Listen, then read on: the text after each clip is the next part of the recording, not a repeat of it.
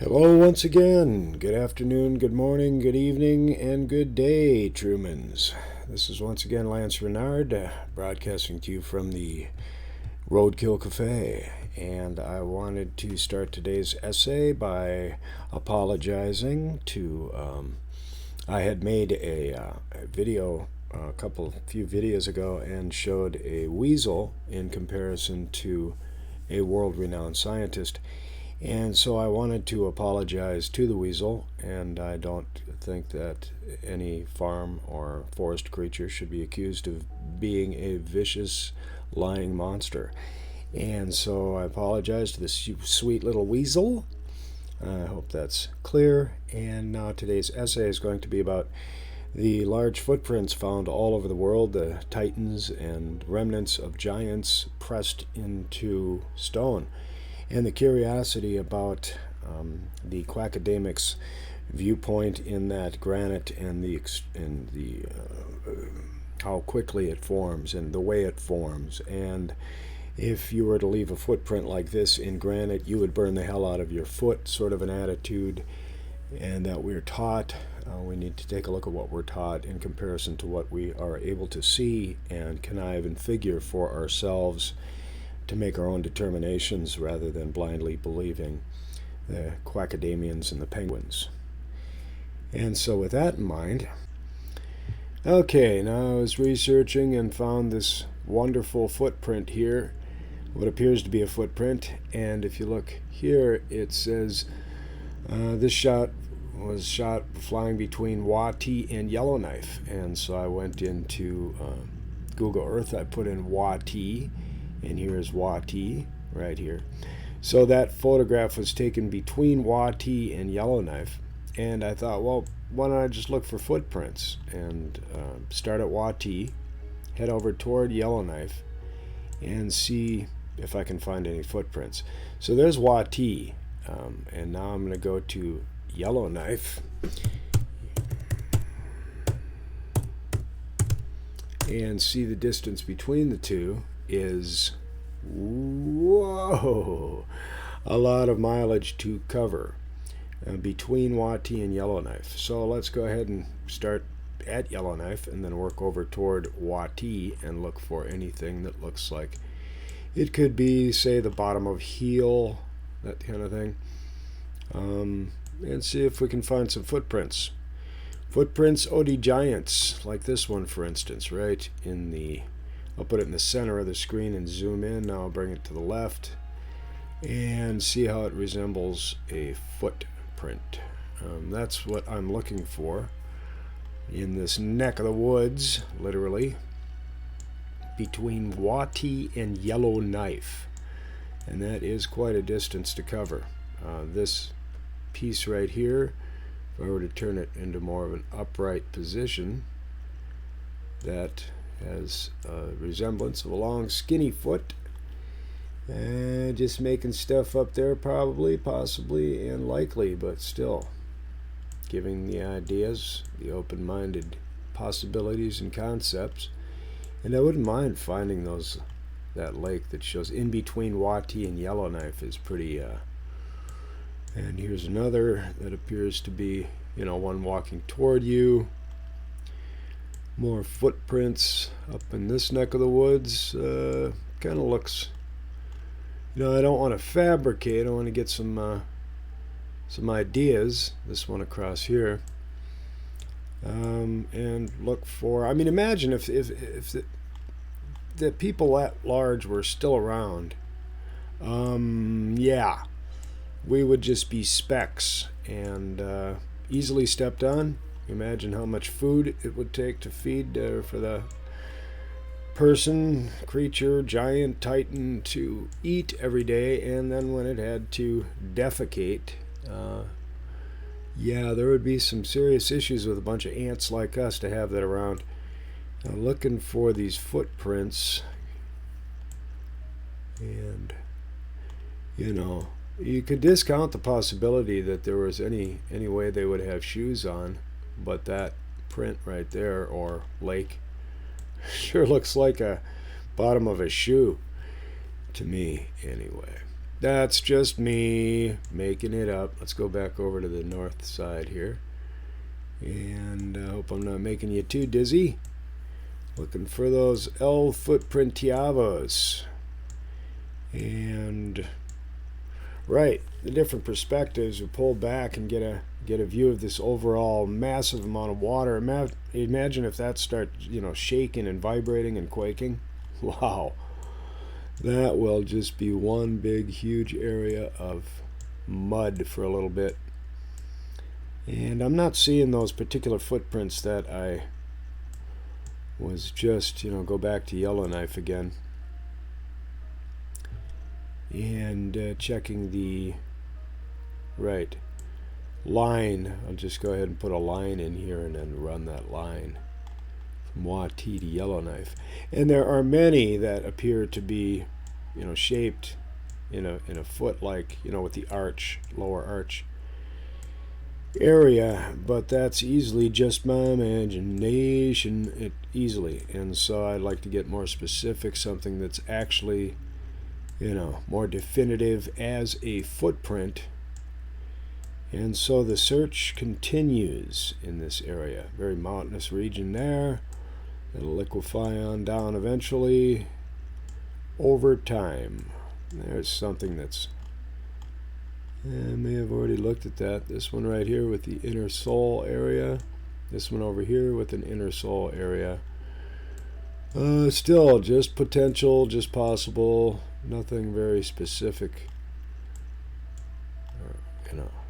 Actually this one right here with the toe area up there.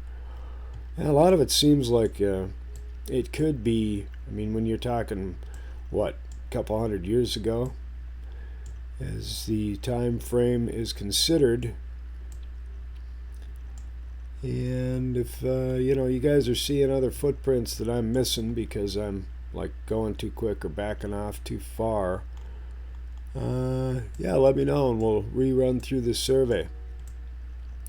But I just wanted to give a quick check through this area in Canada, because I think Canada is too far overlooked, in my opinion. And there are a lot of giants that used to live out this way, according to all the old maps. So, just wanted to run through that real quick. And now back to it once again. And now my second area of interest became this footprint right here. And it says giant footprint at Lepak Shi. And so I put in Lepak. I'll put it in here again. Lepak, Lepak Shi. SHI. And we have Lepak Shi, India. And so we'll go ahead and there's a temple road. And let's go ahead and just take the first one with that. And run over to Lepak Shi and see if we can find any giant footprints. Footprints of the giants. Aha, Vast tells me I need to learn more. Lepak Shi. There we go. And now we are looking for giant footprints. And so I'm just going to survey the area briefly. Take a quick look at where the... Now I'm wondering if the authorities that would have used all of this town to cover up a lot of stuff. But I'm just going to kind of peruse around, take a back off in the area, and get a general overview of what is interesting. Now we've got a town here, a town there, and little settlement here and there and here. And in between there is a lake. And the lake is the appearance of a foot. Fascinating, Captain. And bring this around over this way. Oops, and turn it. There we go. Man, does that look like a foot. Back off on it. Okay, I'm just making stuff up right here, but sure looks like a heel with the toe. The toe formation of a left foot is... So if that's a left foot and something's walking in this direction, then there should be a right foot step mark right up in this range somewhere. Would be my estimation. And lo and behold, look at the bottom of a heel. the right side. That's just crazy talk. It's a road around this road area. Huh, that is a curious situation now, isn't it? How these trees go from here to there, definitively around a base area. Huh. Yeah, and then we'll just show the town up here at the toes. Interesting. So following that line of thought, that's the right foot. Then the other left foot step would be up around here. So we're looking at almost tracks, or what appears to be, in my humble opinion. There's another right foot appearance on this side. And wow, this is kind of wild. Kind of wild and crazy. Didn't expect to run into this stuff just now in here and in this way, but I did. So now once again, I've got a foot there, a foot here, left, right. It's too crazy. And it started down here with the foot. So it looks like something walking across the terrain, something really big with similar types of feet that we have. And to zoom down on that little one I was originally looking at Lapakshi, let's just go ahead and zoom down in there. It's highly unlikely I'm actually going to see. But you would have different sizes of, we're small. So you would have your medium-sized giants and your titan-sized giants and your overly sized types of titans. It seems quite experimental to me. Personally, if you take it from a scientific viewpoint, not to discount any of the references of biblical or Quran nature, just as a consideration to think, if this were all like experimental and you just started with really big ones and then you flooded the place out with naphthene and stuff that makes everything petrify and calcify quickly, and then repopulated with smaller like giants, and then smaller like Nephilim, and then smaller like us. So wild concepts, wild and crazy. Now we're going to get on to another area. That was interesting. And now for our third, we are looking at this giant footprint at Virabhadra Temple. Anyway, so I'll pop on over to Google Earth, throw that temple in there real quick, check out the location of this fascinating place, and it shows to be here. It shows Lapakshi once again. Fascinating, Captain. Let's get the precise location, if we can, and zoom on in. Take a look around, see if we see any Titan prints. Now, from this particular perspective, I personally see nada. And we'll just get on down into the temple area and look for footprint anomalies, as it were. Not to make things up, but just to be astute and observant and see what is there. Alright, once again, here is the temple area, and it says the footprint is at the temple.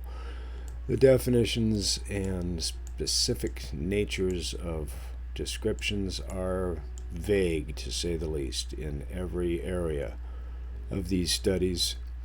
And I think if I were going to put in the coordinates or the information on a specific item, I would have exactly where it is, not generally where it is.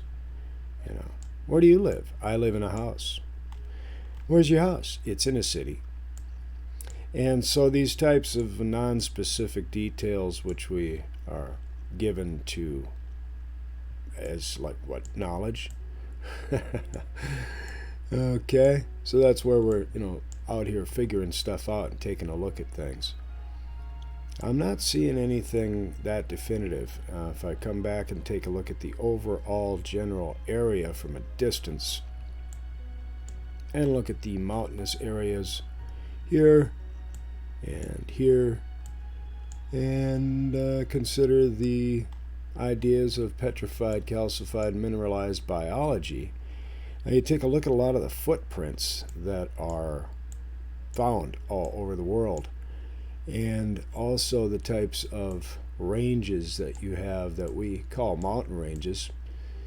And I'm not getting any action on my work here. There we go. But I was going to point out at this juncture, I noticed this range, this mountain range, that actually appears to be extremely reptilian, in my opinion. Up and down this way. And if I back off of that and follow that line forward, this line right here, forward, and just kind of see where it goes. Just kind of taking a quick preview and backing off even more. And it's a curious little line there, right here. And the way that they are formed on the top. Like if you take these mountains over here in relation to, I mean, look at the texture, right? And then you come up to the ones we were just looking at, a little airport area, I guess, or parking lot. What is that? That is like, that's a solar farm. Yeah, big old solar farm right there. Interesting. We have that scaly texture, or I don't know, reptilian, as I mentioned, like it's the back spine of something. See how that texture is. So that's fairly obvious and self-evident. There's a lake. And as I was mentioning earlier, you look at all these different footprints, that looks like texture on this side. Really does up along here. Oh yeah, that's definitely almost a tail looking thing. And this is all textured over here. So I'm wondering, are there towns like nearby here? Yeah, there's a couple right over here. A couple of towns. And I haven't got my towns listed. I thought that would get in the way of taking a look at all this and considering what we're looking at. And I like that interesting texture that follows along this way. It's changed. It's different over on this side. These follow along as if they are the scaly tail type thing of a creature. And that definitely looks creature-ish to me, biological. And that's just me. That's just me talking about wild and crazy stuff here in the haphazard universe, which is what we all live in a way. I love looking at these textures. So I'm not finding any of those massive giant prints. I'm going to step back again and do an overall survey.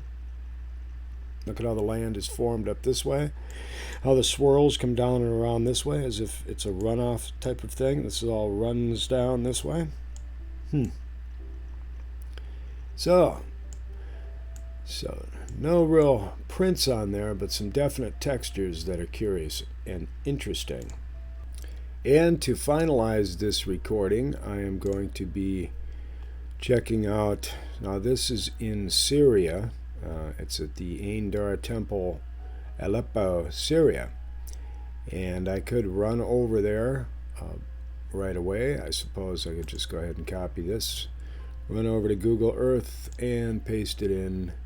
Well, I was just, before I do that, I was looking at the Pacific Northwest Canadian area here. Right up here above the United States, above in Canada, and looking at these formations. And I mean, if you think, well, if they left giant footprints everywhere, right, and there were giants living all over through here and all over through the upper, United States and lower Canada and even above that, wouldn't they have footprints all over the place? And no, actually, after the liquefaction factor hits, it's going to cover up a lot of stuff, but not all of it, in my opinion. And also, one of my subscribers, good man, he's got a good channel, Randall R, is showing some things on his channel stating that there are titans that are laying right here in this side of the United States at the West Coast. I'm trying to get my angle adjusted and the computer is not responding. So now taking a look at these formations here, considering all of this mudded in and covered a lot of stuff up as a consideration. And then these ranges that come out this way and that way, almost like fins. You've got that almost looks like a facial structure right here in this area. And I know you can look at clouds and see a zebra and a giraffe and all this, but the idea is this is the cheek area right here, and the chin, the nose, and the forehead sort of thing. That's not what his description was, I don't think. I'm just looking at it for myself, and that way this would be a shoulder and arm area, but that's, just a visual fabrication, I believe, that I'm making at this point. But this does look vibrated. See how all these mountains from here back, it looks like you just went and then stopped vibrating it, and then it just kind of settled in that vibrated form. That is quite curious, in my humble opinion. And I was going to head up to the Pacific Northwest a little bit more once again and consider these. I'll get over to Syria in a second, but to consider these formations and how so many of these formations have different directions, and almost like it's been walked through and over and on, over and over by different types of things.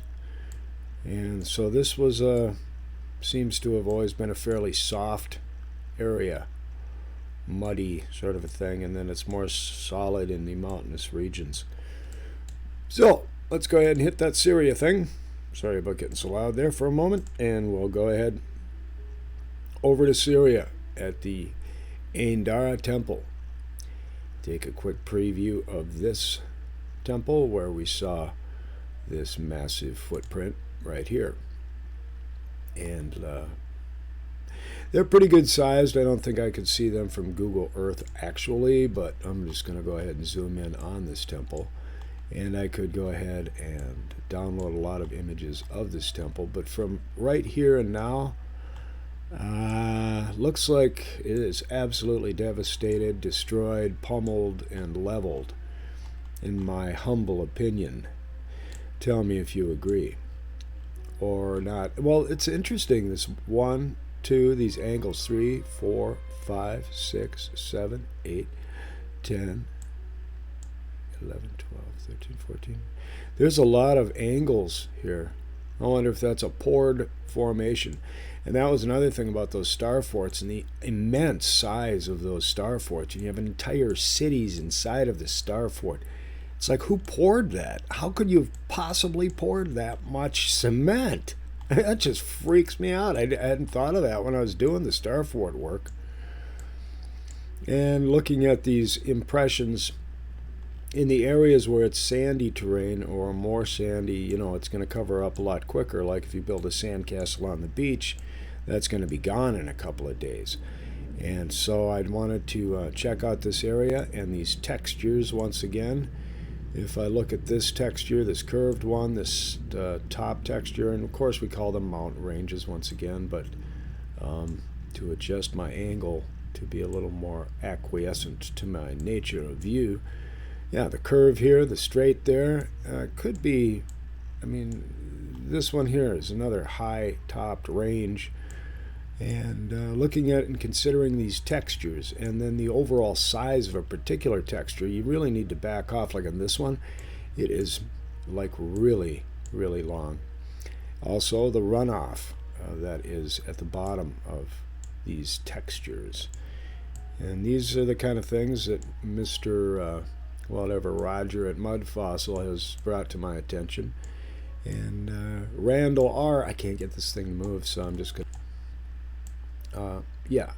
Randall R. makes the statements of similar nature, but he doesn't have all the production value and the production team apparently. But I like looking at these textures and considering, like when you've looked at the dragon textures, considering these. Now get a little motion on these. As this runs down, that's the center spine if you've looked at the dragon that Roger at Mud Fossil has presented, or the information that Randall R. presents in his work with the Titan views. And so any of the other views that people have or religious type natures, I'm not really overly interested. Like I said, using the verification. Look at these textures. I mean, that is just fascinating, the way that this curves around, and then you've got the indentation where water is now, and all of these types of liquefied runoff is what that appears to be from top view, like this. I mean, that's all liquid. Doesn't it seem that way? The way it runs down this way? Sure does to me. So this liquefaction of the earth, that is really self-evident right there, in my opinion. And if somebody lives there and can tell me that I'm like really whacked, you go, well, yeah, it's just sand and wind blowing the sand around. No, I don't think so. I would have to argue that point because of the overall flow differentials as it curves. It almost does 180s. It does a 180 right here. It absolutely curves halfway around. And these flows coming down this way, all quite curious. And then I always have the differences in the edges on these, in the Google Earth. And I've seen some videos on how Google Earth lies and smudges and fakes. And of course, it has that whole ball appearance, which is really obtrusive. I mean, if just had a flat thing, it could be a lot easier to navigate, in my humble opinion. Once again, I'm also looking for footprints, mud footprints, and seeing what I can get out of it. It does appear to have this one up here appears. Like I said, you do it in sand, it's going to be gone a lot faster than other terrain. So I hope I've gotten you to think about some interesting details. I'm going to continue on with these types of essays. I think they're fascinating and curious, and we can discover things by accident, which I've already done in this video twice, which I think is really fun, exciting, cool, intuitive, and informative. So thanks, guys. Please like, subscribe, comment, and once again, never forget to share with each other. And with increasing subscriptions, I will be able to produce more and more detailed, exciting, intuitive, intelligent, and informative videos. So like, share, comment, and subscribe. Thanks again. We'll talk to you soon.